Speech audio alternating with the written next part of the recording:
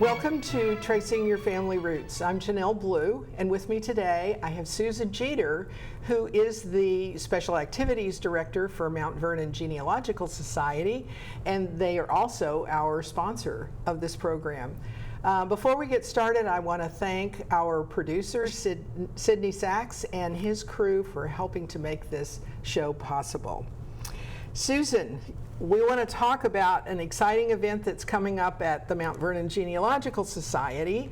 And why don't you give us a little hint as to what that's going to be? Oh, Janelle, I am so excited about this conference. You can't imagine what fun it's going to be. Actually, I have to tell you, in the beginning, we even had an inside joke saying it's not a conference because it's not going to be your basic day of speaker after speaker after speaker. We have two speakers, but we also have two breakout groups. But anyway, the name of the conference is called A Day in the Life, Experiencing Your Ancestors' Stories Using Histories. Great, that sounds interesting. It is. So who are the speakers that you're going to have, or who's going to participate? Well, first of all, we have very well known in genealogical circles for sure, and author of Only a Few Bones, John Philip Coletta. He is our keynote speaker, and we are beyond excited to have him again.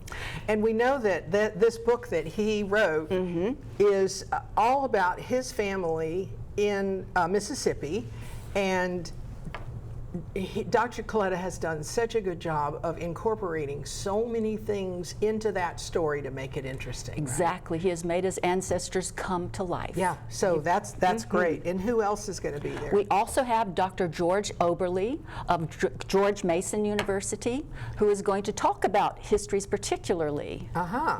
So that's great. And then you're going to have some breakout groups or something? We're going to have two breakout groups where the attendees, the participants, will come into a group together, and they'll share what they know, they'll share hints, and we will have facilitators, genealogists, very experienced genealogists who will be sure that there's anything they want to interject or add to. It's going to be kind of guide the process. Yeah, sort of guide to be sure everything's covered, that because like methodology, there's so many things you could look at, but there are three special things that we want to bring out in the first group, and that is there's something new that genealogists are just learning about, and it's AI, artificial intelligence. And so we're going to have the briefest little discussion about how that can be used with genealogy. Wow. We're also going to, with Google Maps, they now have an overlay of maps, so you can go back in time and have that map overlay a present map and say, oh, this is exactly where my ancestor was, so maps.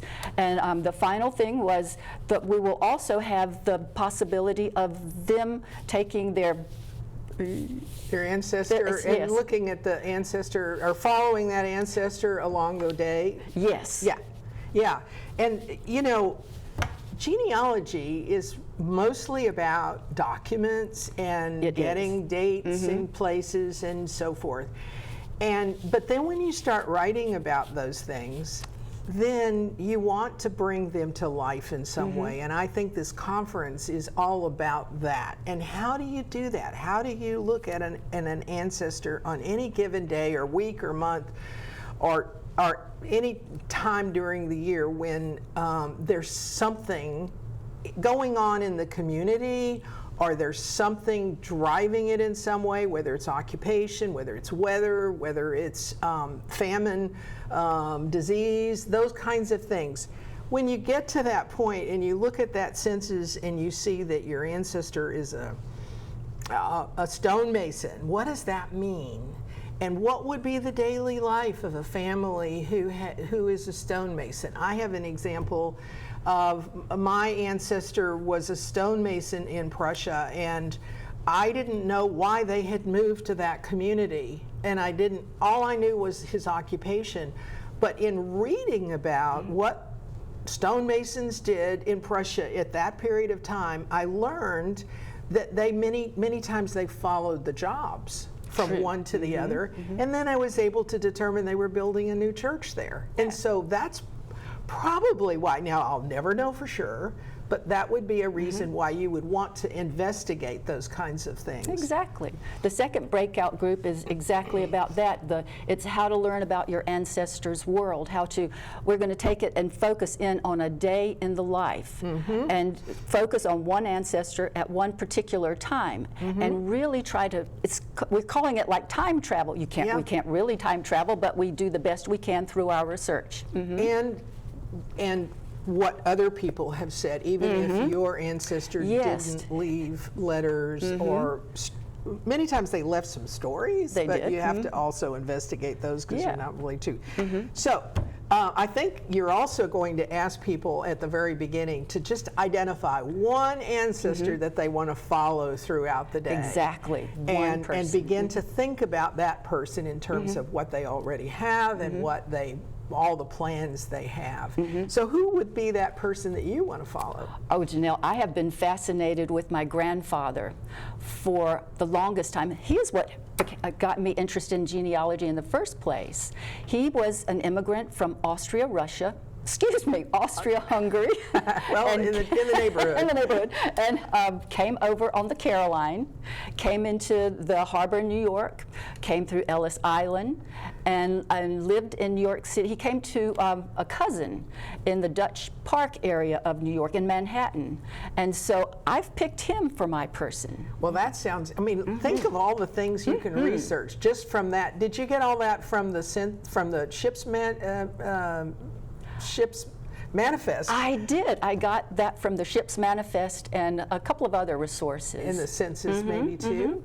And so think about all the things now that you can go in and dig into to try to figure out what he might have experienced.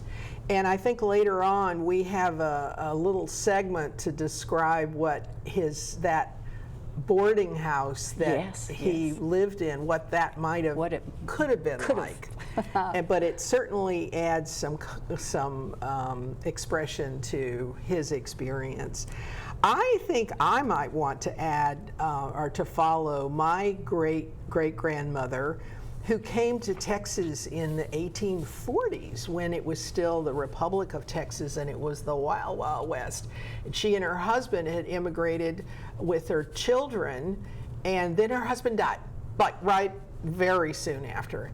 And so what was her day like? Wow, can you imagine? And there are documents that talk about what Texas was like in those days. So I can begin to understand a little bit, and we're going to read a little excerpt later on that will give you an idea. So did Peter always live in New York, or did he move? He did move, and that's another angle that I'm going to be researching carefully. Why did he go from New York to Virginia? I assume, but I haven't sourced it yet. From what I can gather, he came from an area that perhaps had some farming, though his father was a locksmith. And Peter said he was a locksmith on the ship's manifest. But in Virginia, I believe they were enticing people to come for farming. I know my Swiss great-grandparents came for farming from Nebraska to here, to Virginia. And so I think Peter Piatka must have done that too. They were farming peanuts and such as that, same crops as they have today basically, but I have to wonder if he came for that. And how did he get here? What did bring him here? And looping in that cousin that was mentioned on the manifest, because that was the person, and we all know that people usually will immigrate because there's somebody on the U.S. side who has already gotten there and says, come to America, it's wonderful, right? Right. And so I guess one of the research things you can do is to try to figure out what happened to the cousin too, because that might tell you a little bit more. It could tell me a lot. So where they lived is a huge question, and will give you a lot of information, maybe not about that person specifically, but about the region. Right. So what life was like in Virginia was different from what life was like in Montana, in New England. I mean, he came in 1910. He did. Mm-hmm. So the country was pretty much populated a little bit by then. Mm-hmm. And so every region, just as it is a little bit today, there's still some differences in the different regions. Sure, sure. And what you can find. And so if you can find information that gets all the way down to the community level, and what community did he live in?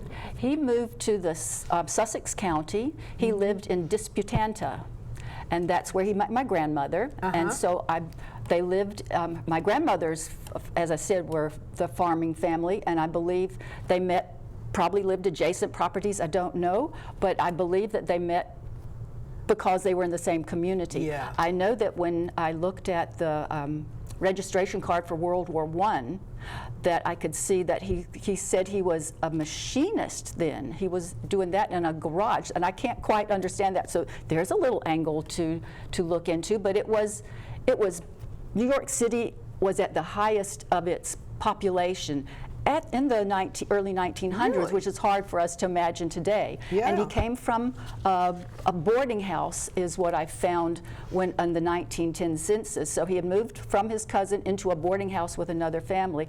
And what point he moved to Virginia, I don't know, but he went from New York City, booming population, to what the immigrants came into, to a rural, slow-moving place called Virginia, in Sussex County. Yeah, and it's not, I mean, you can't really explain it by, well, there was an enclave of Austria-Hungarian people there or anything. So, yeah, that's going to be a great genealogical question, It is. isn't It's a it? So good one, a good puzzle. Why did they move there? So, and I'm sure he was happy to get out of the boarding house. You would We're think going to so. give you a little blurb about what a boarding house life might have been in the 1910s in, or earlier in New York. So occupation. So you said that it sounds like he did a lot of things, but he was good with his hands. He must have been. And so, because there probably wouldn't have been a big demand for locksmiths in Not at rural Virginia. So people probably didn't even lock their houses.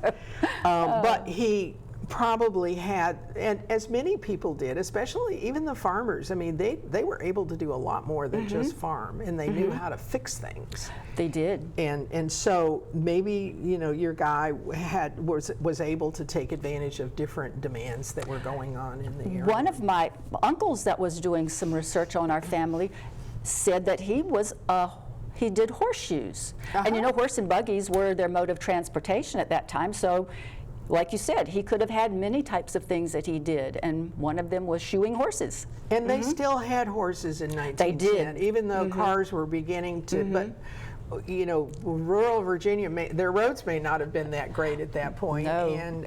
And also, he was there actually later. Yes. We're not sure when he moved there, No. right? But he was there in 1917. He absolutely was there in 1917. And what was going on in the world in 1917? Oh boy. 1917, 1918 were big times in our history, and of course the World War I, and then of course the pandemic, the influenza, Spanish flu. Yeah. Yes, that had reared its ugly head. Prohibition was going on, and I can imagine that would be a little different too. So I know that he registered June the 5th in 1917 for the draft for World War I. And I got a lot of good information from that too. Yeah, I mean, think about all the different things. I mean, like for instance, the Spanish flu, and you know, Mount Vernon Genealogical Society did some writing about our COVID pandemic, and some of us looked back to 1918 with the Spanish flu and looked for other records that talked about it. And I have an ancestor who supposedly died of yellow fever, and it was in 1867 in this little town in Texas, or it was in the middle of Houston, but it was called Harrisburg. It was kind of an enclave where Germans were, and he had moved there in his later years, and then the story was that he had died of yellow fever. I went to all the newspapers to try to figure out, whether that was a possibility or not. Did they really have a lot of yellow fever cases? And honestly, the newspapers downplayed it. The Houston ones and the Galveston ones did, probably because they were a major port, and who wants to broadcast that we've got these huge...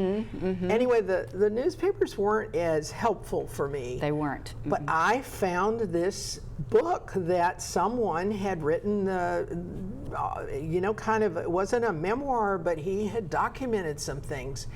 And there he talked about the yellow fever. He said it was in that year, 1867, and he named the communities. And this little community of Harrisburg was named, and the month was even the same date. So by finding that, I'm really beginning to bring, I can't say for sure, but I can say there's a very good likelihood that that's what happened to him. And so these kinds of extra documents are just so invaluable to be able to solve these things. So many people have written about their life, or historians have written well-documented books about things. John Coletta wrote about the weather a lot in his books, and he's going to talk about that at the conference too. But so I went into the book, and I just wanted to see, where did he get that weather information, because it's well cited, and it's the newspapers. And so I just did just an example. I just went into a newspaper in 1848 and said weather in Texas. And it turned out that there were 5 different references to weather, not only the local weather, but it also talked about in Ireland the potato rot famine was going on, and the weather that was affecting that, because at that time, the ports were, this was New Orleans actually, not Texas, but New Orleans was a major port. Right. So those exports and imports were really important to them. And so the weather drives everything. It does.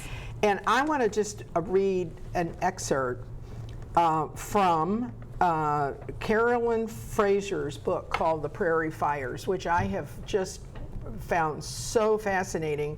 And this is about Laura Ingalls Wilder, who, if you read the Little House on the Prairie, this was a great documentary of that area, the Wisconsin, Minnesota, South Dakota, North Dakota area. And you can get such a good feel for what those people were going through. And so here is this. The spring of 1889 brought sinister weather. It was exceptionally dry, with the 4-month growing season in our area producing a mere 8.2 inches of rainfall, less than half of the average precipitation. As it turned out, it was not the rain that followed the plow, it was drought. After years of campaigning, Dakota Territory was giddily anticipating its division into North and South.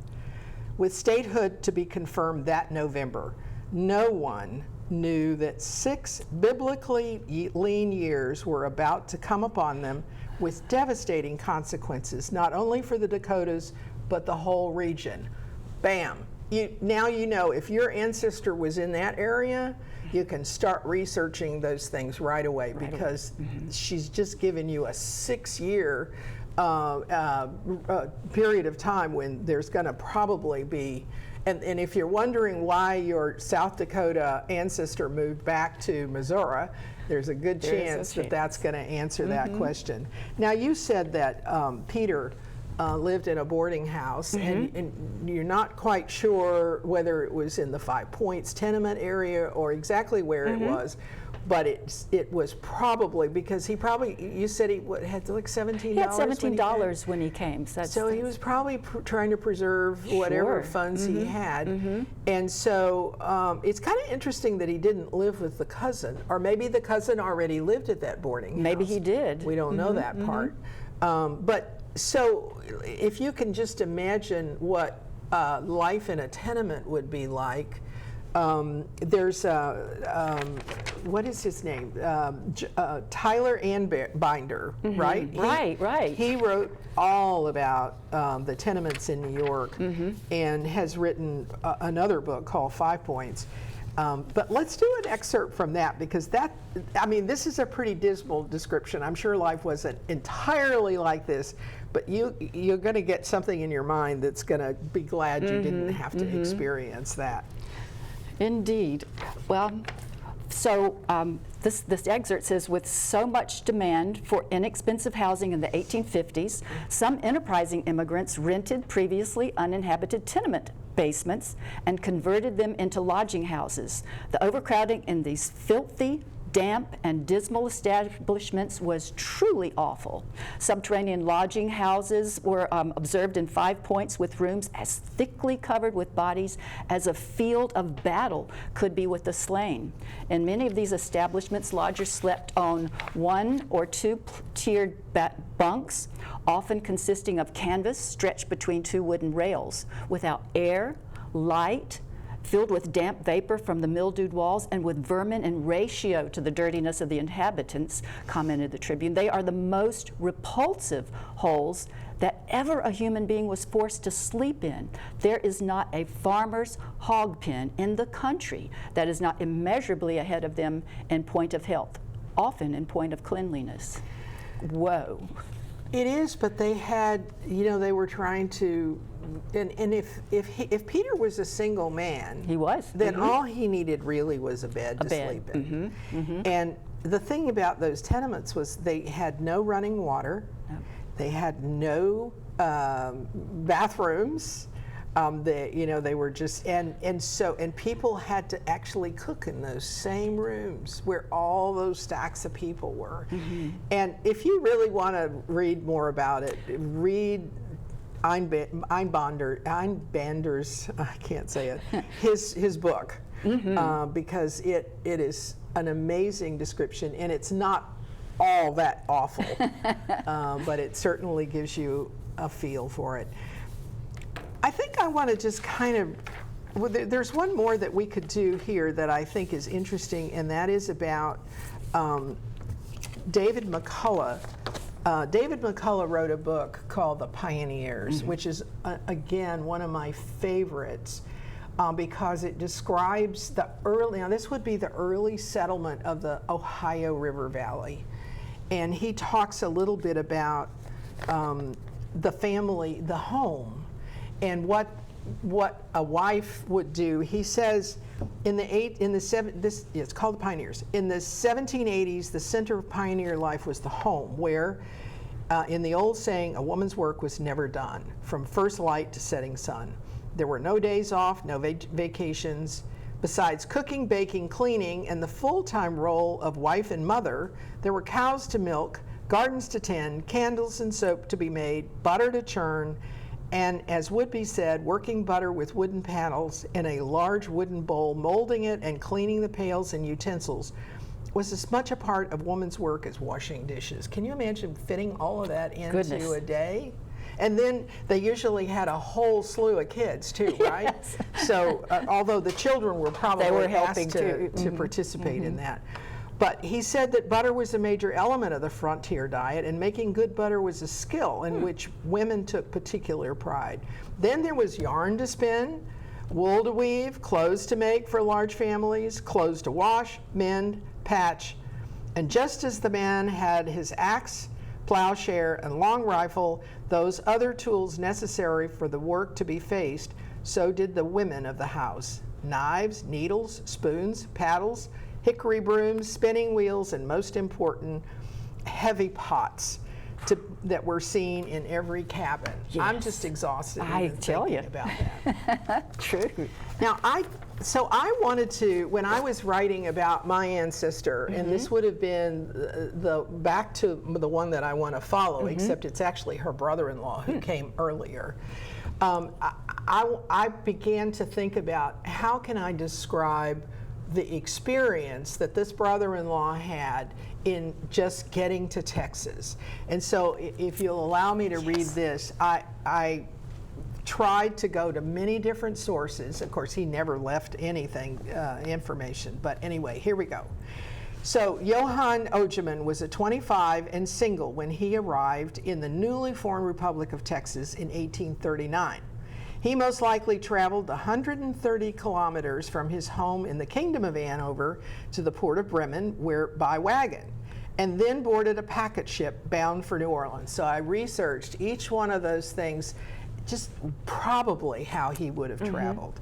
The Atlantic voyage alone took an average of 6 to 8 weeks, depending on the weather. From New Orleans, Johann probably boarded a steamer for the port of Galveston on the Texas Gulf Coast, and then took a riverboat on the 70-mile trip up to the Buffalo Bayou, the main artery in Houston. So he did a lot of things before he got from point A to point B, probably. According to one account, and here's what I loved finding this, according to one account, the scenic bayou voyage of that artery of Buffalo Bayou was lined with magnolia trees and tropical vegetation. But once on shore, deep mud, scattered tents, and crude cabins of split pine boards and dirt floors would have greeted him. And upon entering Main Street, he would find a courthouse, 2 large hotels, 2-story houses, 1 newspaper, estimated that there were 1,500 residents, 50 gambling houses, 100 grog shops, no houses of worship. And this was probably not what was advertised in the newspaper in Hanover. Not. But doesn't that paint a different picture than just saying, well, my ancestor came from Hanover and went to Texas? There we may see a little bit of his experience, and that was from many different sources, but I was able to place it in the time and place, which is what is good. Lots of resources, newspapers. We haven't even gotten to all of those yet. Newspapers, memoirs, history books. Anything that's well cited is something you can rely on. Susan, I've just dominated this conversation. I didn't mean to, but thank you so much for coming today and for telling us about the conference. And we hope our viewers will take a note that it's on the 7th of September and at the Holland Hall Senior Center, and we hope you will join us. Thank you again. Thank you.